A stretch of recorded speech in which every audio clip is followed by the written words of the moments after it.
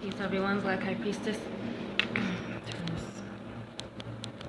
Turn the volume up a little bit. I don't know what it did. I don't know if you guys can hear me or not. But I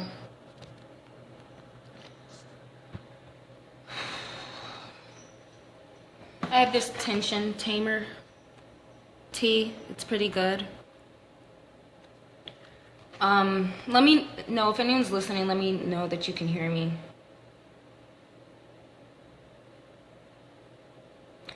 Anyway, it has eleuthero, peppermint, cinnamon, ginger, chamomile, lemongrass, licorice, catnip, tilla flowers, lemon, hops, vitamins B6 and B12. So, you know, it's a good relaxing tea it won't put you to sleep like the sleepy time tea will, but I started using it yesterday and it helped. So, you know, I'm just having a cup now as I just deal with you know, some things. Just staying relaxed. I just wanted to say that to continue with the live feed that I did. Peace, Jack. Dobie, how's it going, sis? Just to continue with the live feed that I did earlier today, talking about the outcast and everything. I wanted to say that there is a myriad of survival videos, survivalists talking about how to survive. Peace, Colin. Hope you can hear me okay. You know, just survival experts, whatever, talking about certain things. I would accredit people who have been in the military before, veterans, people who have actually been in survival situations like Vietnam, like my father did, been in situations where other people died and that person survived, like my father did in Vietnam as a Marine. People who have been homeless a long time. People who have lived as a homeless person, not were homeless for like a week, but that can give insight. But people who have been homeless, people who have been outcasts, people who have had to rely on other people for money and shelter, food, water. Other people I would talk to about surviving would be people who have been to prison before, people who have survived prison, being in jail, being around those type of criminals and demons and animals. I'm not talking about just the people incarcerated. I'm talking about the spirits that live in there and the security guards and the wardens of these places who are probably, you know, more evil than the criminals at times. You know, when I think of survival, I would talk to a black woman who has had to survive with several children and no man, and can show for having survived in a world without having the protection and provision of a man, being a black woman who everyone, you know, hates in a social context or demographic, and you know, just having to be a mother to children, black women with children and no man, who have had to do that a lot of their life. These are people who understand survival. But when I look around and I see and I observe the things that people post on Facebook, again, I don't have Instagram, Twitter, Snapchat, I don't have all that extra shit, and I'm working toward getting rid of Facebook because it's not doing anything for me, but I'm serving a purpose on Facebook. what I see is people talking about entertainment and talking about things that are trendy. What I don't see is people who get up and preach about survival offering their food to people who don't have it. I don't see people who have houses with multiple rooms and are stable, taking care of their family, offering their their excess to those who don't have anything.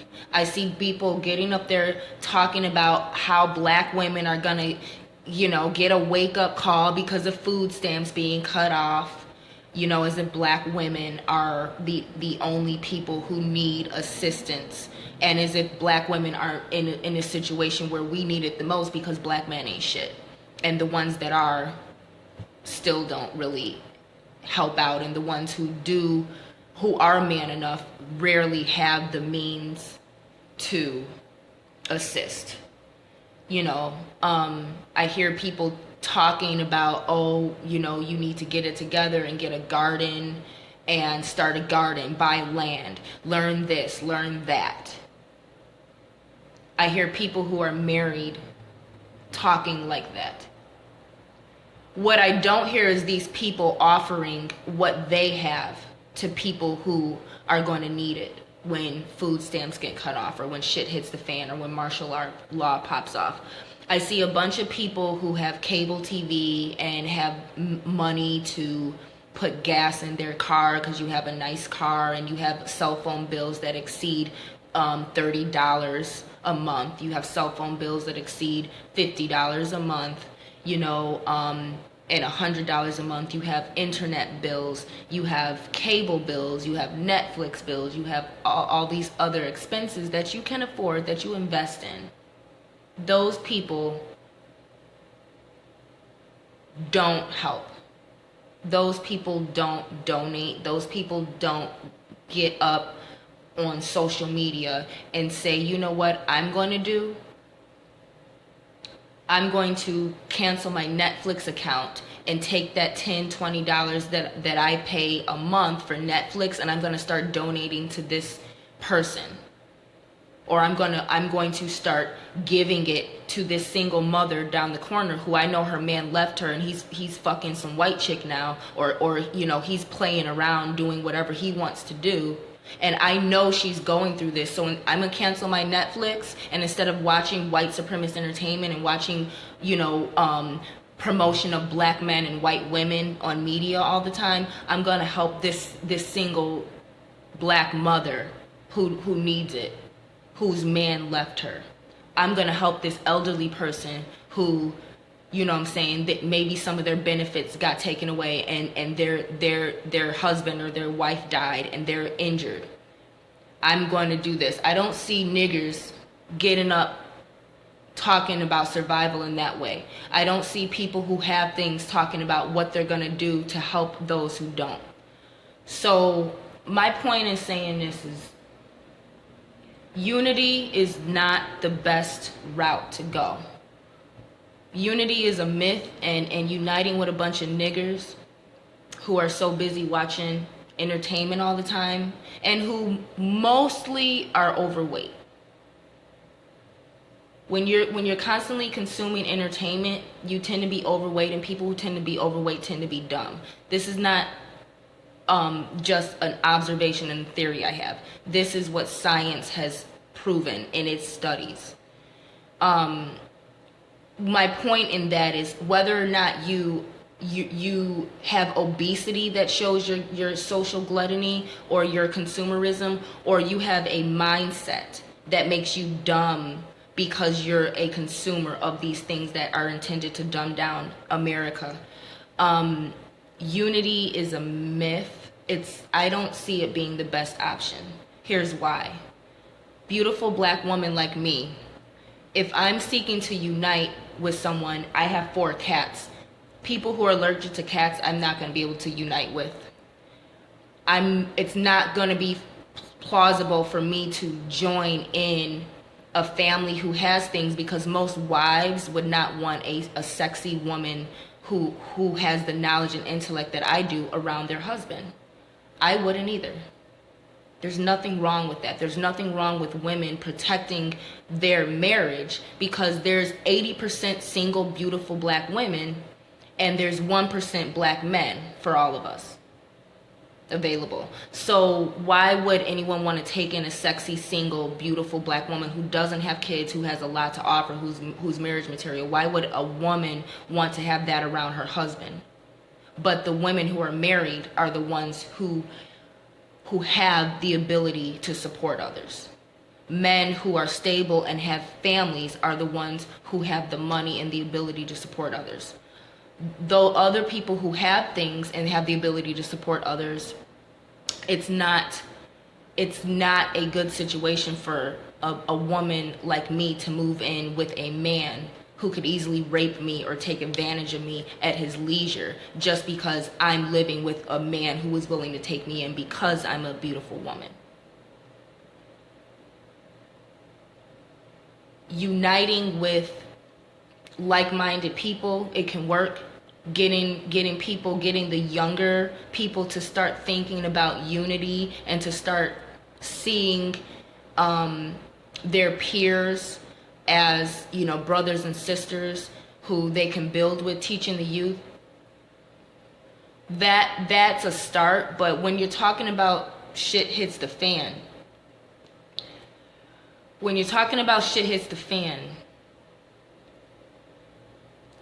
nobody's saying what they have to offer. Everyone's saying what you should be doing. As if you can just wake up one day and start a garden. As if you can just wake up one day and go plant a seed anywhere in your city or your state or wherever you are, and know that that's going to be your food source. As if you can just wake up one day and you have $5,000 to $15,000 in your bank account to spare to go find some land, and then you got transportation to go around and look at different places of land, which costs a lot of gas money. You know what I'm saying? And you got the wherewithal to actually travel and go places where land is fertile enough for you to grow. And then you have another budget to, once you buy the land, you can pay the taxes on it, you can pay all the other expenses. And now that the land is actually yours and you paid all the other expenses for it, now you got an extra $10,000 or to $30,000 in your account to build shelter on that land and to buy the things needed to garden. Niggers, get online and talk to black people, talk to African Americans, talk to people who are struggling with this rhetoric. As if. And as Black High Priestess, I want to give you all practical solutions, because a lot of our leaders are a lot of these people who are talking are women who are happily married or just married.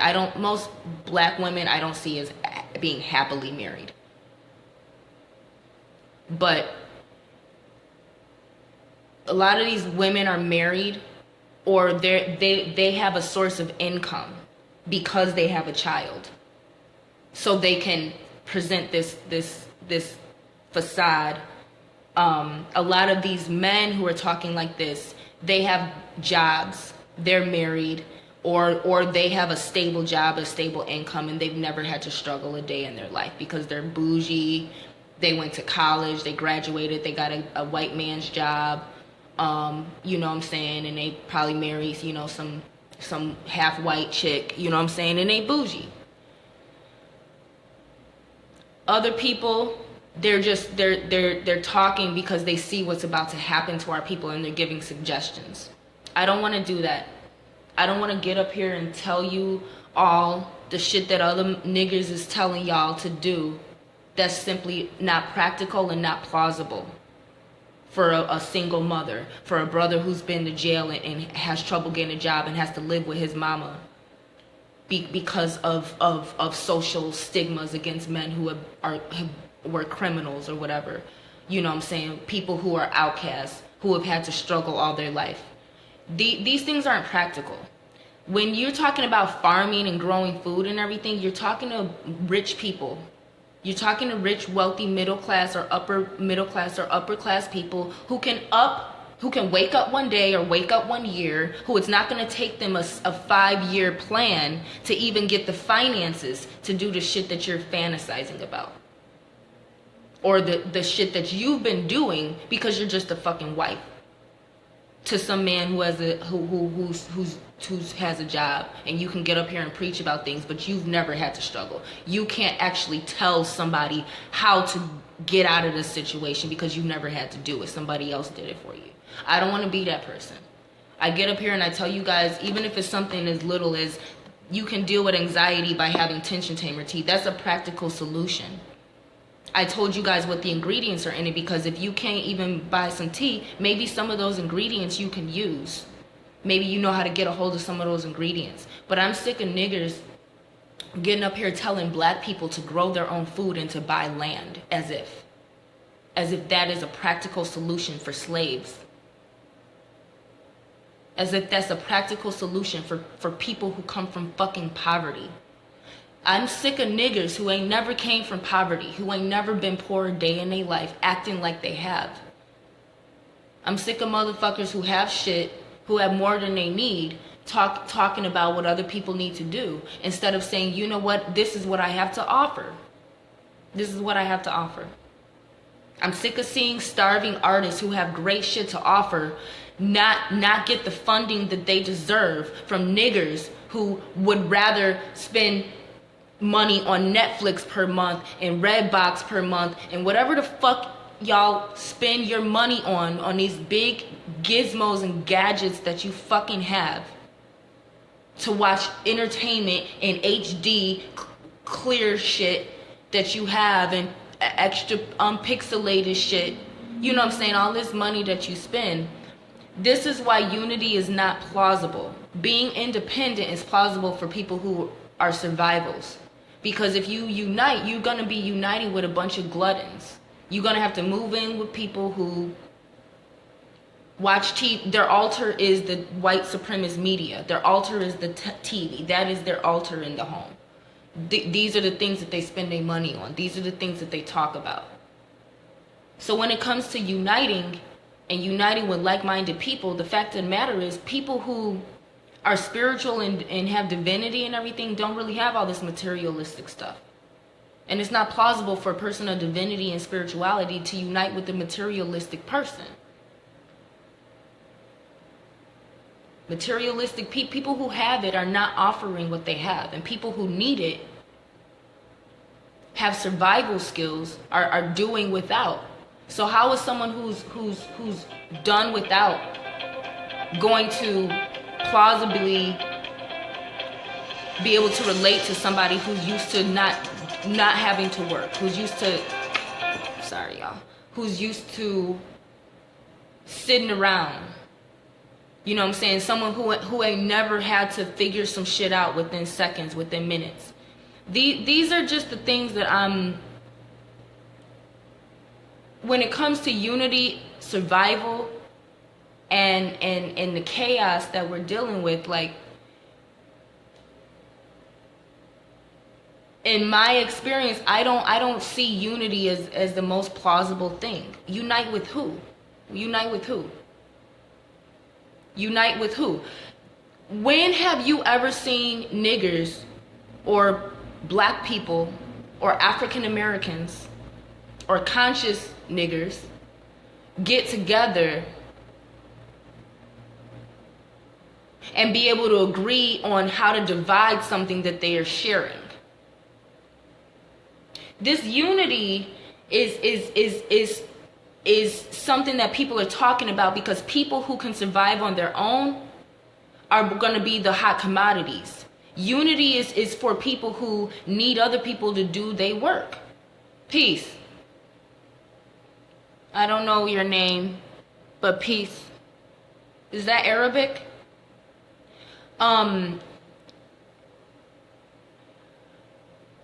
Unite with who? Like, here's my thing. I seen niggas get together and motherfuckers can't even do business together because you arguing over little petty stuff. This person don't want to show up and do their job. This person secretly trying to sleep with this man's wife. You know what I'm saying? This person is sexist and he don't want to work with women. And this motherfucker is atheist and he don't believe in African spirituality. So you got 4 niggas that can't even get together. Or you know what I'm saying? Just an example. You got when it comes to unity and being black, you know, this cursed race. When it comes to unity, really what I'm saying is unite with who? Because what you're talking about is, oh, shit's about to hit the fan, it's about to struggle, you need to unite with other people, but you're talking about uniting with thieves. You talk about uniting with people who would rather spend money on entertainment than help a black-owned business that's actually giving back to them. You talking about black people who rob from other black people because it's easier than playing Robin Hood and robbing from the rich crackers that are oppressing us and getting your shit. You talking about uniting with people who don't want to see each other survive. How am I going to unite with some sisters who secretly don't really want to see me eat, who secretly don't like me? You got motherfuckers smiling in your face and everything, and when shit hits the fan, people want to get together and unite and play unity and everything. But when it comes time to eat out of that garden that everybody's putting work into, some people gonna come to the garden every day and spend 10 hours in that garden doing work. Some people might come to the garden once a week and do a little bit, but everyone's gonna eat the food. It's never fair with niggers. So when you're talking about uniting, you're talking about sharing resources. Do black people know how to share resources equally? You know how to do it with your immediate family. You know how to do it with the motherfucker that you live with. You know how to do it with the person that you shacked up with. Because a lot of motherfuckers are shacked up but not married. And then the reason you're shacked up and you're not married, it's not because you couldn't afford a wedding. A wedding has nothing to do with it. You fucked each other without having a wedding. The reason you're saying that you're not married is because you still want to be able to fuck the next person once you get bored. That's the only reason people who are shacking up and been shacked up for over a year, for a year or more, you still shacked up and you not married because you want to do what you want to do. You don't want to make a commitment and strengthen their relationship, especially if the baby's involved. You want to say, you know what? All right, I got her pregnant. Let me see what other bitch I can deflower. I'm speaking as a man. I'm not, you know what I'm saying, calling women bitches, but I am calling black people niggers, though. That I don't apologize for. And I do call white people crackers, and that's exactly what they are. So, but this is how men think. This is how women think. You know what I'm saying? Like, you still shacking up with him. He's not your husband, but yeah, you know what I'm saying? Some of you women, if he's a dude who isn't husband material, he's just around. But a lot of these men, they not marrying black women. You shacking up. You know what I'm saying? So it's just like, unite with who? People can split resources with the people they used to. But sometimes motherfuckers can't even get together and figure out how to evenly disperse a goddamn blunt of weed. I'm talking about y'all motherfuckers can't even agree on how much to put on this and that. You know what I'm saying? So it's just like, when it really comes down to unity, you're really talking about people who are stable, willing to take in people who aren't. That comes with a lot of humility. That comes with a certain type of heart and humanity. You know what I'm saying? That comes with the desire to actually help. Most black people are not revolutionaries. They out for themselves. What options are there for uniting? What options are there? No black person has ever got up and people, they show their farm, right? They talk about their farm. They talk about their land. The only black people who get up and offer what they have are these black men who are collecting harems of black women and impregnating them and keeping them on land. But these are the only black people who are actually offering shelter and actually offering community. These ratchet niggas who are collecting a harem of unsuspecting black women. And some of them is probably, the government probably know about them anyway. So those are the only people I see actually offering this land and this garden and this, I'm gonna teach you how to distill your water and purify your water, and